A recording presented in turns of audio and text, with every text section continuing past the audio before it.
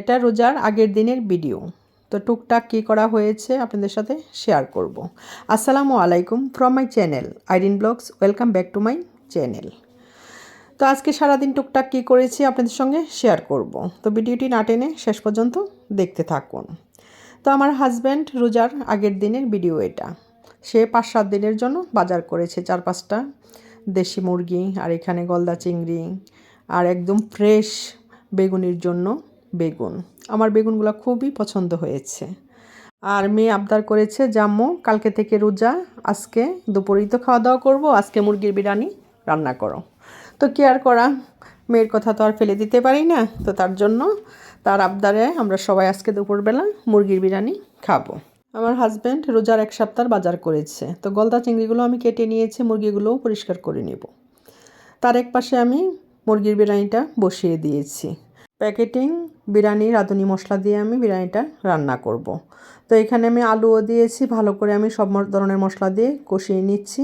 3 পট পোলাওর চাউল দিয়ে আজকে মুরগির বিরিয়ানিটা রান্না করব। একটা চালনির মধ্যে আমি 3 পট চাউল একদম ধুয়ে জড়া দিয়েছি, আর এদিক দিয়ে আমি মুরগির মাংসটা কষিয়ে নিচ্ছি।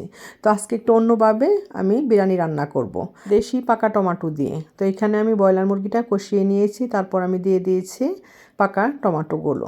তো পাকা টমেটোগুলো আমি কষিয়ে নিব, ঢাকনা দিয়ে ডেকে কিছুক্ষণ আমি রাখবো। তো কিছুক্ষণ পর আমি ঢাকনাটা উঠিয়ে নিয়েছি। দেখতেই পাচ্ছেন পাকা টমেটো একদম গলে গিয়েছে। তারপর আমি ধুয়ে রাখা পোলাওর চালগুলো আমি মুরগির মাংসতে দিয়ে দেব। চুলার আরেক পাশে বিরিয়ানি রান্না করার জন্য এখানে আমি পরিমাণ মতো পানি দিয়েছি। তো আমি এখানে 3 কাপ চাল নিয়েছি, আমি পানি দিব 5 কাপ, কারণ মুরগির মাংসর মধ্যে এখানে অনেকটা জল রয়ে গিয়েছে। তো এখন আমি ধুয়ে রাখা চালগুলো দিয়ে দিচ্ছি। একটা বাজাকাঠির সাহায্যে আমি চাল আর মুরগির মাংসগুলো একদম নেড়েচেড়ে কষিয়ে নিব। তারপর গরম পানি আমি এখানে ঢেলে দেব।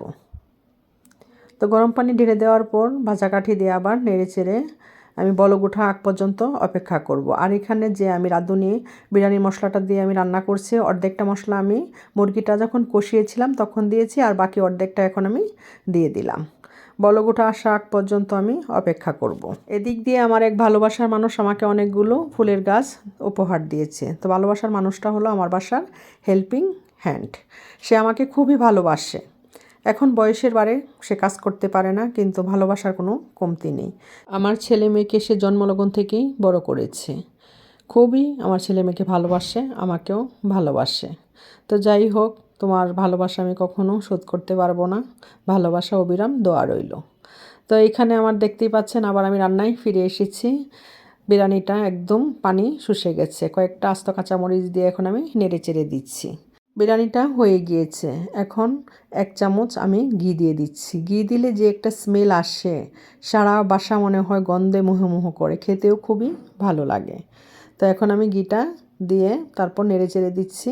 ঢাকনা দিয়ে ডেকে আমি চুলায় বসিয়ে রাখবো। তো রান্নাটা আমার হয়ে গিয়েছে। তো আরেক পাশের চুলায় আমি ডাল বসিয়ে দিয়েছি। আমার ছেলে বিরিয়ানি ডাল ছাড়া খেতে পারে না। বিরিয়ানিটা হয়ে গিয়েছে। এই চুলাতে আমি সিম, টমেটো, আলু রান্না করে নিচ্ছি। যেহেতু কালকে থেকে রোজা, সবজিগুলো নষ্ট হয়ে যাবে, তাই রান্না করে ফেলছি। তো দেখি মেয়ে বিরিয়ানি খেয়ে কি রিভিউ। দোহার আবদারে বিরিয়ানি রান্না করা হয়েছে। ব্রয়লার মুরগি দিয়ে বিরিয়ানি রান্না করেছি আজকে রোজার শুরু রাত্রে খেয়ে। দোহার আবদার, জাম্মু আজকে বিরিয়ানি রান্না করে দুপুরে খাবো, রাতে তো সেহেরি খেয়ে রোজাই রাখবো। তো মেয়ে যখন আবদার করেছে, মেয়ের আবদার তো আর ফেলে দিতে পারি না, তাই মুরগি দিয়ে কি বিরিয়ানি রান্না করেছি। তো আম্মু কেমন হয়েছে রান্নাটা বলো? অনেক মজা হয়েছে। মজা হয়েছে? যাক, তুমি আমার কাছে আবদার করেছো, তোমার আবদার অনুযায়ী রান্না। তো খাও তৃপ্তি করে, ঠিক আছে? আচ্ছা ঠিক আছে। যদি ভিডিওটি ভালো লেগে থাকে তাহলে সাবস্ক্রাইব করে দিন, পাশে থাকা বেলটি বাজিয়ে দিন। আজ এই পর্যন্তই। কাল থেকে ব্লগ আসবে, সারাদিনের রোজার দিনের ব্লগ। তো যদি ভিডিওটি ভালো লেগে থাকে সাবস্ক্রাইব করে দিন, পাশে থাকা বেলটি বাজিয়ে দিন। আজ এই পর্যন্তই। আসসালামু আলাইকুম।